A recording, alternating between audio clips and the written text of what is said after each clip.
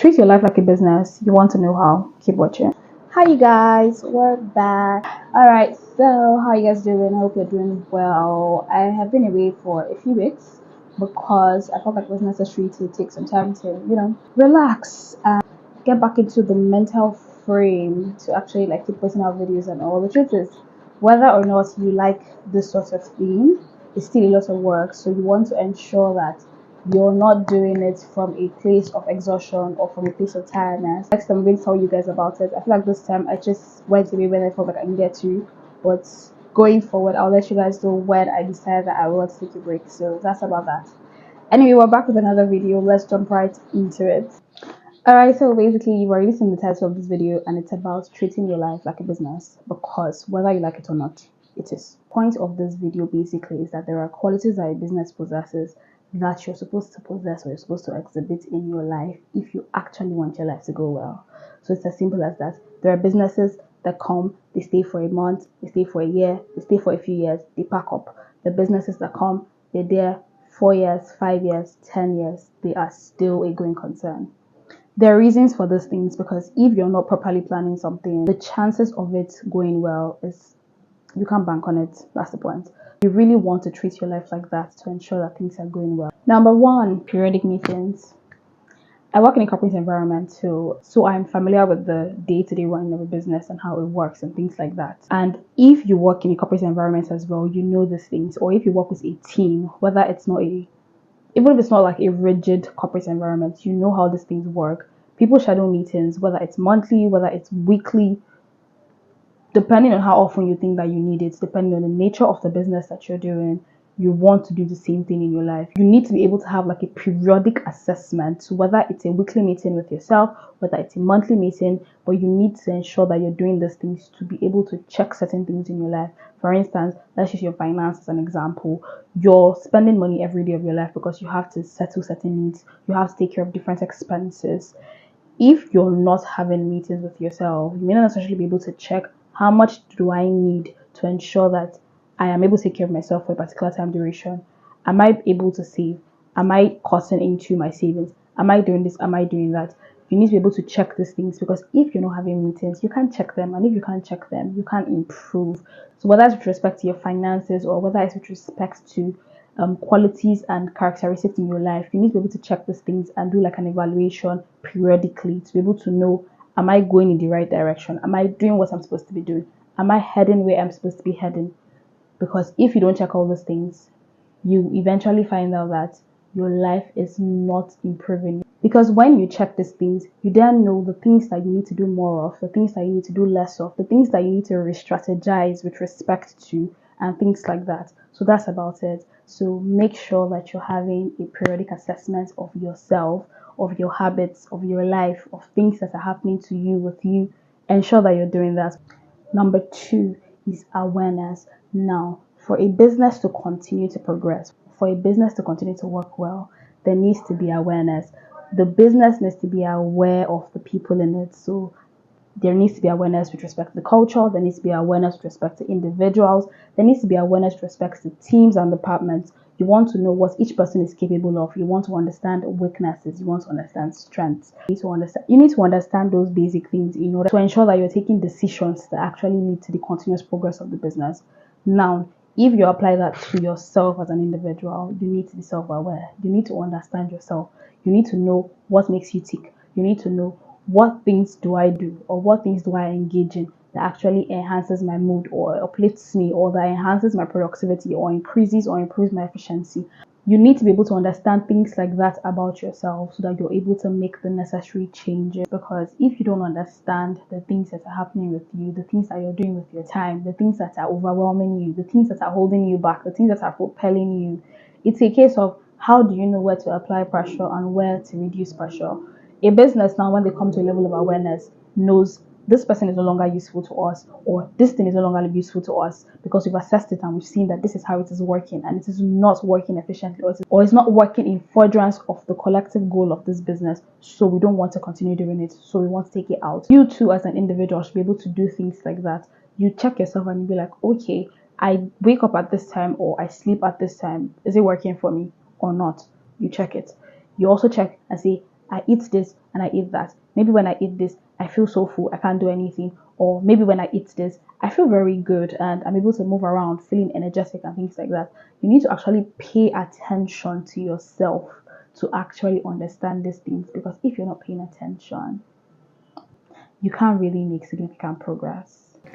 The third thing on my list is continuous learning, continuous improvement. Now, a business understands that the qualification of the individuals is a good measure of the quality of the decisions, the quality of the products, the quality of whatever output it is that the business is giving out. So, as an individual as well, you need to understand, how do I improve myself as a person? What do I need to do more of?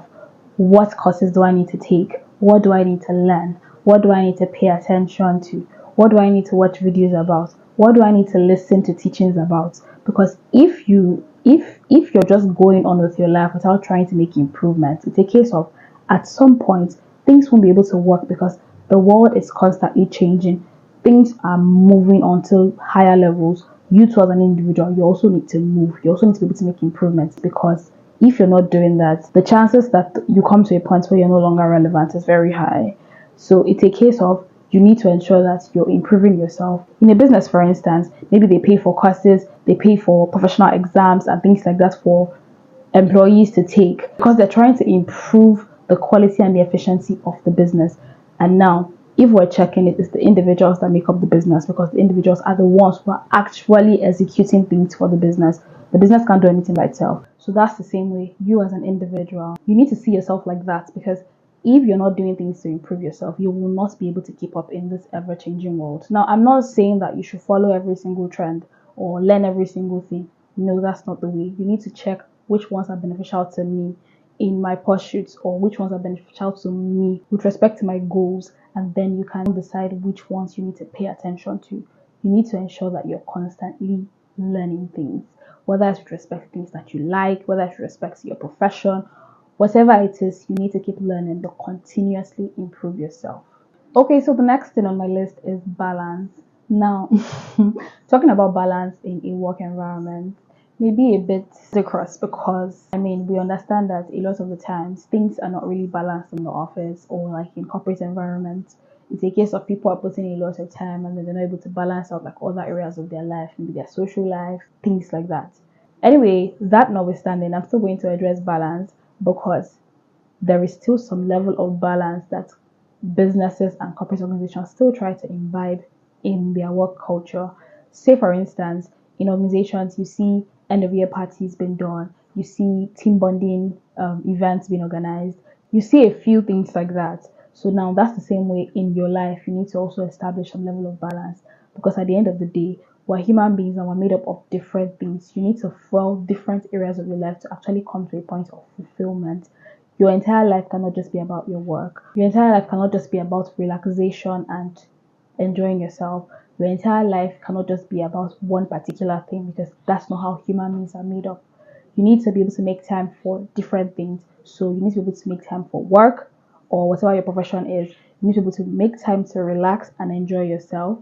You need to be able to make time for your friends and your family, because at the end of the day, no man is an island. So you're not existing by yourself. You cannot exist by yourself. So you need to be able to make time for the different things in your life. You need to make provision for your needs as an individual. The final thing on my list is discipline. Every business has a reason why they started. The level of discipline that needs to exist in a business, whatever it is you're dealing with individuals, there needs to be some level of discipline. You're dealing with finance, there needs to be some level of discipline. Everybody is supposed to be held accountable. That's how it works in businesses if they want to continue to grow and improve. That's the same way that you as an individual, you also need to ensure that you're exhibiting discipline, because that is the only way that you can keep up with the things you need to keep up, to continue to do what you need to do and continue to grow. At the end of the day, discipline does not have to be difficult. Discipline does not have to be so rigid that it now makes you so uncomfortable or feel like you're suffering. No. The truth is, one of the easiest ways to ensure that you're maintaining discipline is to always have in mind your reason. So the reason why you're doing a particular thing. Once you always remember why you're doing something, and you remember the goal that you have, that you're planning to achieve by what you're doing, it's easy for you to stay disciplined. It's easy for you to keep doing what you need to do, even when you're not feeling up to it, even when you're feeling unmotivated, when you're feeling, no matter how you're feeling, if you keep your reason in mind, it will help you continue to do what you need to do. At the end of the day, you need to be dedicated to your process, because if you're not dedicated and you're not exhibiting discipline, you can't keep achieving what you're achieving, and then you can't keep growing. So you need to ensure you're doing these things. Anyway, doing certain things like this in your life, like assessing yourself, having meetings, being disciplined, and things like that, don't have to be a tedious process. All those things are the way that you create a system that works in your life to ensure that things are going the way they should go. Because you may have all the goals in the world, you may want all the things that you want, you may need all the things that you need, but if you don't have a system, that's a process through which you want to achieve them, or through which you want to ensure that these things are working out in your life, the chances that you're going to achieve or continue to make significant progress is very low. So you need to ensure that these systems are put in place so that you're able to do the things that you want to do and do the things that you need to do in order to achieve what you want to achieve. So yeah, that's about that. These things don't need to be too rigid. There are different fun ways to go about these things. When you're having meetings with yourself, people have like monthly resets where they take out time to like check what's working, or take out time to like, you know, fix up the things that are not working. So, and then people also have like solo dates and things like that where they go get food or like get drinks and just like have these conversations or discuss these things, because the easier you make it for yourself, the easier it is for you to have it. So you want to make it as easy as possible for you to have these conversations, or for you to be able to do these things, and you're not making excuses not to do them. So that's about that. I hope you learned a thing or two. I hope you enjoyed this video. Do well to share with your friends, family, everybody. Anyway, that brings us to the end of this video. Do well to like, share, subscribe if you're not yet subscribed, and I'll see you in my next video. Bye.